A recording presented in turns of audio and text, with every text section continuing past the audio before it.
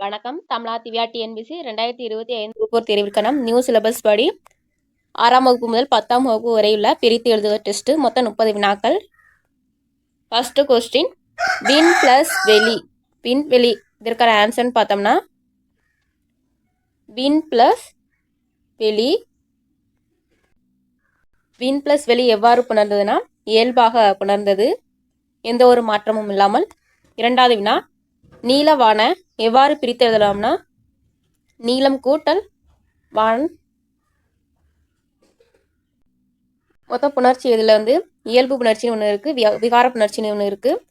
அதில் இயல்பு புணர்ச்சி எவ்வித மாற்றமும் இல்லாமல் புணர்ந்தால் அது இயல்பு புணர்ச்சின்னு சொல்லுவாங்க. அப்படி மாற்றம் இருந்தால் அது விகார புணர்ச்சின்னு சொல்லுவாங்க. விகார புணர்ச்சி மொத்தம் 3 வகைப்படும். அதில் நீலம் கூட்டல் வான் சேர்த்து எழுதும்போது எப்படின்னு பாருன்னா நீல வானுன்னு போயிடும். அப்போ இம் போயிருது, இம் கெட்டு போயிடுச்சு. அப்போ நீலவானு புணர்து. கொஸ்டின் கேட்கலாம், நீலவான் இயல்பு புணர்ச்சியா விகார புணர்ச்சியா, அது மாதிரி கேட்கும்போது நீலம் வான் அதில் இம் போயிடுச்சுன்னா இது கெடுதல் விகாரம்னு சொல்லுவாங்க. ஒரு எழுத்து தோன்றினால் அது தோன்றல் விகாரம். இந்த இம்மே இட்டாக இந்த மாதிரி மாறிச்சுன்னா அது திரிதல் விகாரம்னு சொல்லுவாங்க. மூன்றாவது வினா, அவ்வுருவம் எவ்வாறு பிரித்து எழுதலாம்னா ஆ பிளஸ் உருவனும் பிரித்து எழுதலாம். ஆ பிளஸ் உருவத்தை எவ்வாறு பிரித்து எழுதலாம், இ ஐவழி எவ்வும் எனும் விதிப்படி இந்த உயிரெழுத்துகள் இல்லாமல் மற்ற உயிரெழுத்துக்கள் வந்துச்சுன்னா, அதாவது சேர்த்து எழுதும்போது ஒரு எழுத்து உயிரும் உயிரும் எப்பயுமே சேராது. ஒன்று மெய்யா இருக்கணும், இல்லைன்னா உயிரா இருக்கணும். அப்படி இருந்தால் தான் ஒரு எழுத்து புணரும். ஆனால் இங்கே உயிரும் உயிரும் இருக்கிறதுனால புணராது. அப்போ என்ன சொல்கிறாங்கன்னா இ ஐ இந்த எழுத்து இல்லாமல் ஏனைய உயிரெழுத்துக்கள் இருந்துச்சுன்னா அந்த என்ன புணரும்னா இவ்வுங்கிற எழுத்து வரும். இவ்வுங்கிற எழுத்து இடையில வரும். அப்போ சேர்த்து எழுதும்போது அவ்வுருவம்னு புணரும். ஏன் புணர்ச்சி விதிகள்லாம் சொல்கிறேன்னா, இப்போ இலக்கணங்கிறது நார்மலாக நம்ம புக்கில் உள்ளதை அப்படியே மனப்பாடம் பண்ணிட்டு போய் எழுத முடியாது. நமக்கு எக்ஸாம்னா இப்போ வச்சிருக்கிறதுக்கு காரணமே நம்ம இலக்கணம் புரிஞ்சு எழுதுங்கிற காரணத்துல தான் 85 கொஸ்டின் இலக்கண கொஸ்டின் டிஎன்பிஎஸ்சி வச்சிருக்காங்க. அப்போ நம்ம படிக்கும் போதே ஒரு தெளிவாக படித்தோம்னா நம்ம எந்த கொஸ்டின் அவங்க கேட்டனாலும் நம்மளால ஆன்சர் பண்ண முடியும். அடுத்து 4வது கொஸ்டின்,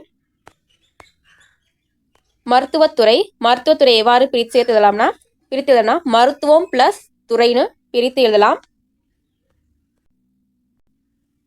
மருத்துவத்துறை மருத்துவம் பிளஸ் துறைன்னு பிரிஞ்சிருக்கு. அதாவது இத்துங்கிறது இம்மா மாறி இருக்கு. இது ஒரு திரிதல் விகாரப்படி புணர்ந்திருக்கு. அடுத்து ஆழக்கடல்னு பார்த்தோம்னா எவ்வாறு பிரித்து எழுதலாம்னா ஆழம் பிளஸ் கடல்னு பிரித்து எழுதலாம். ஆப்ஷன்ல இதில் இல்லை, ஆழம் பிளஸ் கடல்னு பிரித்து எழுதலாம். சேர்த்து எழுதும்போது இதுவுமே மெய்யெழுத்து, இதுவுமே மெய்யெழுத்து, மெய்யெழுத்து புணராது. அப்போ ஒரு எழுத்து என்னவா மாறும், வேற எழுத்தா மாறுச்சுன்னா அது என்ன சொல்லியிருக்கேன்னா திரிதல் விகாரம்னு சொல்லியிருக்கேன். ஆழம் பிளஸ் கடல் ஆழக்கடல்னு திரிஞ்சிடுது. இது திரிதல் விகாரம். அடுத்து 6வது கொஸ்டின் பார்த்தோம்னா 8 திசை. 8 திசையை எப்படி பிரித்து எழுதலாம், 8 பிளஸ் திசைன்னு பிரித்து எழுதலாம். நமக்கு ஆப்ஷனை வச்சு தான் நம்ம போக முடியும். இவ்வாறு நம்ம புணர்தானும் ஒவ்வொரு ஆப்ஷனாக வச்சு நம்ம செக் பண்ணணும். 8 பிளஸ் திசை, 8 திசை ஒரு எழுத்து தோன்றதுனால இது தோன்றல் விகாரம்னு சொல்றாங்க. தோன்றல் விகாரம் 8 திசைன்னு புணர்ந்திருக்கு. இடப்புறத்தை 7வது வினா, இடப்புறங்கிறத எவ்வாறு பிரித்து எழுதலாம்னா இடம் பிளஸ் புறம்னு பிரித்து எழுதலாம். சேர்த்து எழுதும்போது இடப்புறம்னு திரியுது. அப்ப இது இடப்புறங்கிறது திரிதல் விகாரம். 8வது வினா, முத்து சுடரை எவ்வாறு பிரித்து எழுதலாம்னா முத்து பிளஸ் சுடர்னு பிரித்து எழுதலாம்.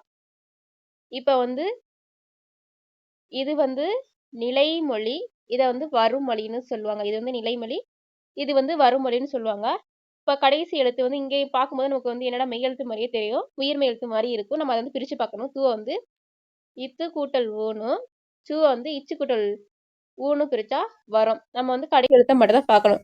இங்கே உயிர் எழுத்து இருக்கு, இங்கே மெய்யெழுத்து இருக்கு. அப்போ எவ்வாறு புணருதுன்னா முத்து சுடர்னு புணரும். வழி தடமை எப்படி பிரித்ததுன்னா வழி பிளஸ் தடம்னு பிரித்து எழுதலாம். இது தோன்றல் விகாரம் படி சொல்லலாம். தோன்றல் விகாரப்படி வழி பிளஸ் தடம், வழித்தடம் ஒரு எழுத்து தோன்றி இருக்கு. அதே மாதிரி முத்துச்சுடரை கூட முத்து ப்ளஸ் சுடர், முத்துச்சுடர்னு ஒரு எழுத்து இயல்பு தோன்றியிருக்குன்னு சொல்லலாம். அடுத்து வந்து அவன் அலிபோல் எவ்வாறு பிரித்து எழுதலாம்னா அவன் ப்ளஸ் அலிபோல், அவன் அலிபோல். இது எவ்வாறு புணர்ந்துள்ளதுன்னா இது வந்து மெய்யெழுத்து, இது உயிரெழுத்து. அப்போ வந்து இயல்பாக புணர்ந்து மெய்முன் அதாவது உடல் முன் உயிர் வந்து ஒன்றுவது இயல்பே என்னும் விதிப்படி அவன் அலிபோல் என இயல்பாக புணர்ந்தது. இல்லாது இயங்கும், இல்லாது இயங்குற எவ்வாறு பிரித்துனா இல்லாது பிளஸ் இயங்குன்னு பிரித்து எழுதலாம். இல்லாது இயங்குற இல்லாது பிளஸ் இயங்குன்னு பிரித்து எழுதலாம். இதை வந்து எப்படி சேர்த்து எழுதணும் நம்ம ஆப்ஷன்ல இருந்து வச்சு பார்க்கணும். அப்போ வந்து இங்கே எப்படி இருக்குன்னா இங்கேயும் உயிர் இங்கேயும் உயிர் இருக்கும்போது உயிர் புணராது. அப்போ நம்ம என்ன பண்ணோம்னா குசுடு துபுருங்கிற குற்றி எழுதுறோம்னு சொல்லுவாங்க. குசுடு துபுரு வரும்போது வரும் மொழியில வந்து உயிரெழுத்து இருந்துச்சுன்னா அதுவும் இது வந்து குற்றி எழுகரமாக இருக்கணும். குசுடு துபுருங்கிற அந்த 6 லெட்டர்ஸ் இருக்கணும். ஊங்கிற சவுண்டு வரணும். இப்போ தூ வந்து இத்து ப்ளஸ் ஊன்னு பிரித்தா அந்த உகரம் வருது, குற்றி எழுகிறதுக்குள்ள உகரம். இங்கே வந்து உயிரெழுத்து இருக்கும்போது இந்த ஊ வந்து மறைந்து விடும். மறந்துருச்சுன்னா இப்போ எவ்வாறு புணரும்னா இல்லா தீ, இந்த இத்து ப்ளஸ் இ தீயா மாறி இல்லாது இயங்குன்னு மாறும். 12வது விழா நிலத்தின் இடையே எவ்வாறு புணரும்னா நிலத்தின் ப்ளஸ் இடையேன்னு பிரித்து எழுதலாம். இங்கே வந்து நிலைமொழியில மெய்யெழுத்து இருக்கு, வறுமொழியில உயிரெழுத்து இருக்கு. அப்போ நிலத்தின் ப்ளஸ் இடையே நிலத்தின் இடையேனே புணரும். இடம் எல்லாம் எவ்வாறு பிரித்து எழுதலாம்னா இடம் பிளஸ் எல்லாம்னு பிரித்து எழுதலாம். இடம் பிளஸ் எல்லாம்னு பிரித்து எழுதலாம். அப்போ நம்ம வந்து சேர்த்து எழுதி பார்க்கணும். இங்கே வந்து மெய்யெழுத்து இருக்கு, இங்கே உயிர் எழுத்து இருக்கு. அப்போ வந்து இயல்பா புணரும், இடம் வெள்ளான்னு புணரும். அதே மாதிரி 14வது இடம் தந்து உதவுங்கிறத தந்து உதவை எவ்வாறு பிரித்துதுன்னா தந்து பிளஸ் உதவுன்னு பிரித்து எழுதலாம். அது எந்த விதிப்படி புணர்ந்துருக்குன்னு நம்ம பார்க்கணும். எப்படின்னா நம்ம நிலைமொழியை பார்க்கணும், வறுமொழியை பார்க்கணும், உயிரெழுத்தா மெய்யெழுத்தான்னு. இது வந்து இத்து கூட்டல் ஊன்னு பிரித்து எழுதலாம். இங்கே வந்து ஊ இருக்கு. அப்போ வந்து இங்கே உயிரெழுத்து, இங்கே வந்து குசுடு தூபுருள்ள அதாவது குற்றி எழுதுகிறதுல 6 எழுத்துல ஏதாவது ஒரு எழுத்து வருதா, தூ வந்து இருக்கு. அந்த தூவை வந்து நம்ம இவ்வாறு பிரித்து எழுதும்போது உயிரும் புணராதா. அப்போ இந்த உயிரெழுத்து கெட்டு போயிடும். இத்து ப்ளஸ் ஊவை தூன்னு சேரும். அப்போ தந்துதவும் அப்படின்னு சேரும். அப்போ ஆன்சர் பார்த்தோம்னா தந்து ப்ளஸ் உதவும். 15வது வினா தோப்பு யாது எவ்வாறு பிரித்து எழுதலாம்னா தோப்பு பிளஸ் யாதுன்னு பிரித்து எழுதலாம். நம்ம இது பார்க்கக்கூடிய காரணம் வந்து நமக்கு ஆப்ஷன் வந்து குழப்பும் போது நம்ம வந்து இதை வந்து செஞ்சு பார்க்கலாம். அப்படி இல்லைன்னா கஷ்டமான ஒரு எந்த ஒரு கொஸ்டின் கொடுத்தாலும் உங்களால் போடுற அளவுக்கு நீங்கள் இருக்கணும். தோப்பு யாதை தோப்பு பிளஸ் யாதுன்னு பிரித்து எழுதலாம். அப்படி பூ வந்து எப்படி பிரித்தலாம் இப்புக்குட்டல் ஊன்னு பிரித்து எழுதலாம். யா வந்து இங்கே இருக்கு, இங்கே உயிரெழுத்து, இது மெய்யெழுத்து. அப்போ இயல்பாகவே புணரும் தோப்பு யாதுன்னு.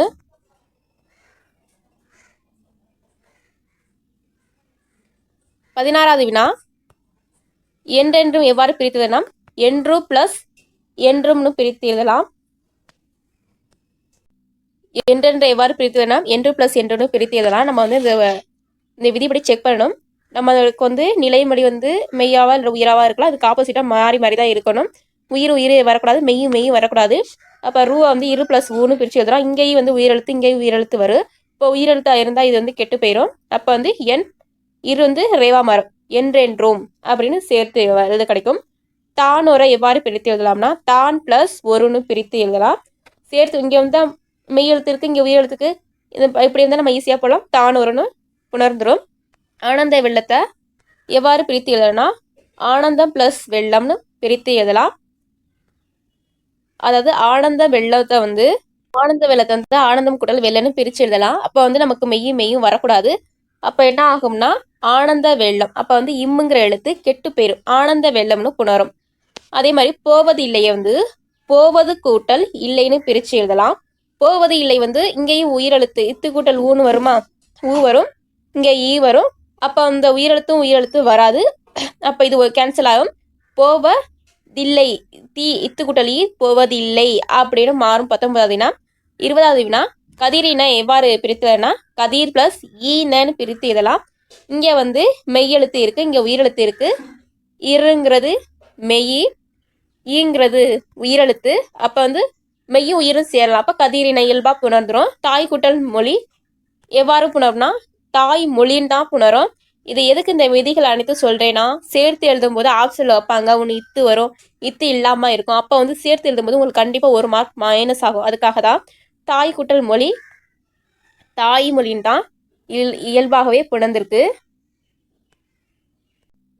22வது வினா, வீற்பொடி வந்து எவ்வாறு புணரும்னா, வில் பிளஸ் பொடின்னு புணரும். அதாவது இது மாதிரி வரும்போது இந்த இரு வரும்போது இந்த இல் வந்து புணரும். இது ஒரு ஷார்ட்கட் மாதிரி தான், ஆனால் அதுக்கு விதி இருக்கு. பொற்சிலை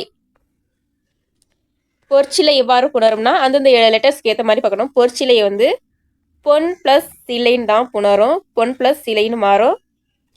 இந்த இருக்கு இந்த இன்னு அதே மாதிரி இல்லுக்கு இரு வரும்.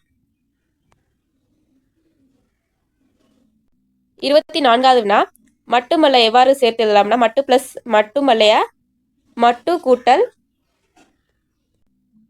அல்லன்னு சேர்த்து எழுதலாம். மட்டுமல்ல இயல்பாகவே புணர்ந்திருக்கு.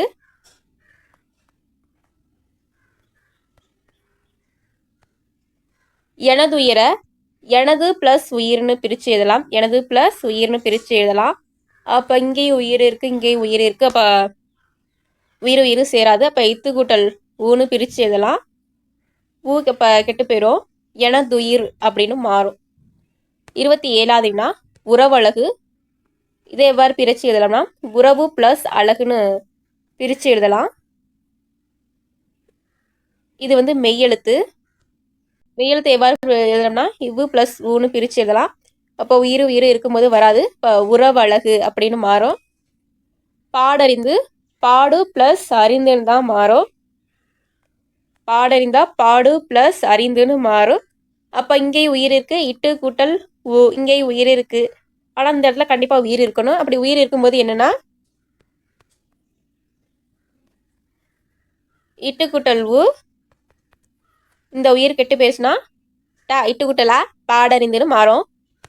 அடுத்து 29வது வினா, நலம் எல்லாம் எவ்வாறு பிரித்து எழுதலாம்னா, நலம் பிளஸ் எல்லாம்னு பிரித்து எழுதலாம். இங்கே வந்து மெய்யெழுத்து இருக்கு, இங்கே வந்து உயிரெழுத்து இருக்கு. உயிர் மெய்யும் இணையும் நார்மலாகவே இப்போ நலம் எல்லாம்னு புணரும். 30வது வினா, தோரணம் மேடை வந்து எவ்வாறு பிரித்து எழுதுனா, தோரணம் கூட்டல் மேடைன்னு புணரும்.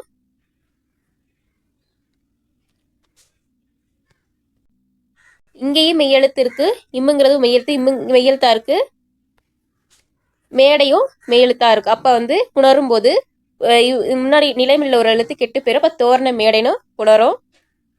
30க்கு நீங்கள் எடுக்கக்கூடிய மதிப்பெண்களை கமெண்ட் பாக்ஸில் கமெண்ட் பண்ணுங்கள். வீடியோ நல்லா இருந்துச்சுன்னா லைக் பண்ணுங்கள், ஷேர் பண்ணுங்கள். நன்றி, வணக்கம். தமிழா திவ்யா, TNPSC.